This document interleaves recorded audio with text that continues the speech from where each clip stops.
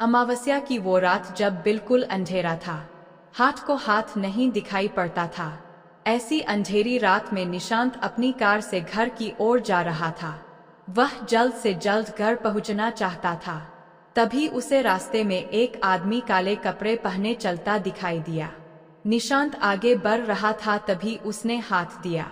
निशांत गाड़ी रोकना नहीं चाह रहा था, लेकिन अचानक वह आगे आ गया।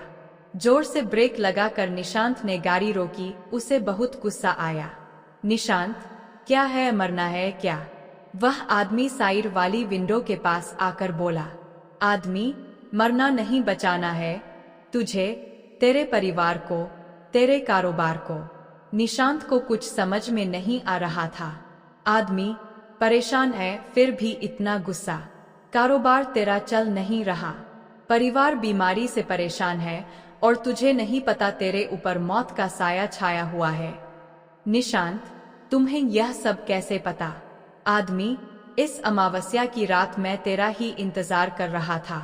मुझे पता था तू हाईवे छोड़कर इस सुनसान रास्ते से गुजरेगा। मुझे अपने साथ ले चल आगे, मौत का साया तेरा रास्ता रोके खड़ा है। निशांत डर गया। उसने उस आदमी को अपनी गाड़ी में बिठा लिया। निशांत ने गौर से देखा, काले कपड़े पहले वह कोई तांत्रिक था। गले में कई छोटी बड़ी माला पड़ी हुई थी, हाथ की हर उंगली में अंगूठी। उसका रंग भी सांवला था, आंखों में काजल लगाए हुए था। निशांत ने सोचा कहीं इसे गाड़ी में बिठाकर कोई गलती तो नहीं कर दी, लेकिन इसकी बातों को सुनकर वो इसे बहाने से रोक नहीं पाया। निशांत चुपचाप गाड़ी चला रहा था। तभी उस तांत्रिक ने कहा, तांत्रिक रुक जा यहीं पर, वो सामने देख जिन्न खड़ा है। अगर तू आगे जाएगा तो तेरी गाड़ी का एक्सीडेंट हो जाएगा। निशांत, लेकिन बाबा मुझे तो कोई दिखाई नहीं दे रहा है। तांत्रिक, चुप रह, वो तुझे बुला रहा है, तेरी मौत बनकर। चुपचाप गाड़ी की लाइट बंद कर दे। निशांत ने ऐसा ही किया। गाड़ी की लाइट बंद करते ही सारे में गुप अंधेरा छा गया। तभी निशांत ने तेज आवाज सुनी, जैसे धड़ाम से कुछ गिरा है। तांत्रिक, लाइट जला, लगता है वो जा रहा है। निशांत ने लाइट जलाकर देखा तो रास्ते में एक बड़ा सा पेड़ गिरा पड़ा था। निशांत, बाबा अभी तो वहां कुछ नहीं था। तांत्रिक, चुप रह, वह जिन्न गुस्सा होकर जा रहा है, उसे पता लग गया कि मैंने तेरी रक्षा की है। निशांत, लेकिन बाबा मुझे तो कुछ दिखाई नहीं दे रहा है। तांत्रिक, वह चला गया, लेकिन गुस्से में यह पेड़ बीच में गिरा गया। यहाँ से गाड़ी मोड़ ले, वैसे भी आगे जा नहीं सकते। निशांत, बाबा आपने मेरी जान बचा ली, बहुत बहुत धन्यवाद। तांत्रिक, वो सब बाद में, भाग यहाँ से, ये जिन्न बहुत शक्तिशाली होते हैं। निशांत गाड़ी मोड़ कर दौड़ा रहा था।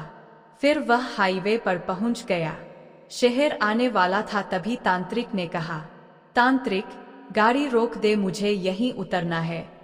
निशांत, लेकिन बाबा इस सुनसान रास्ते पर आप कहाँ जाएंगे? तांत्रिक, मुझसे सवाल मत कर, चुपचाप घर चला जा, कल रात को मैं तेरे घर आऊंगा। निशांत डर के मारे कुछ नहीं बोला और गाड़ी लेकर घर की ओर चल दिया। घर पहुंचकर उसने अपनी पत्नी रेखा को सारी बात बताई। रेखा, सुनिए मां, पिताजी को यह सब मत बताना, पिताजी पहले से बीमार है, मां जी यह सब सुनेंगी तो डर जाएंगी।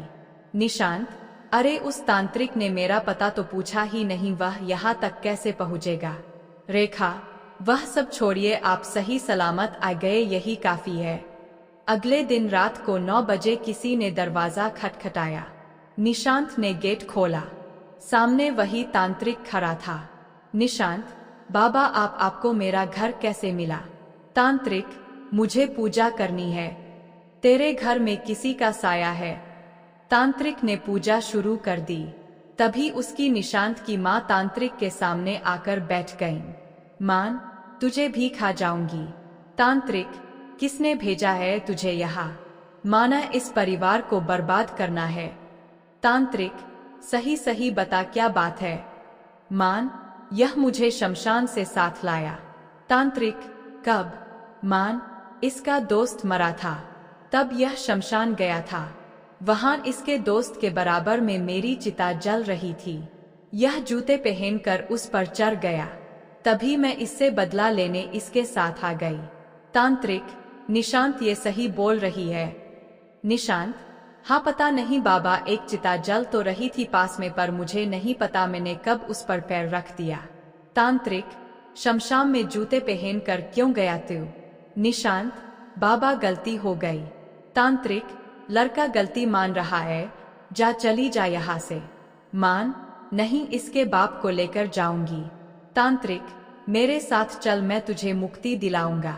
मान, मुझे मुक्ति नहीं मिल सकती, मेरी बेटी भूखी है।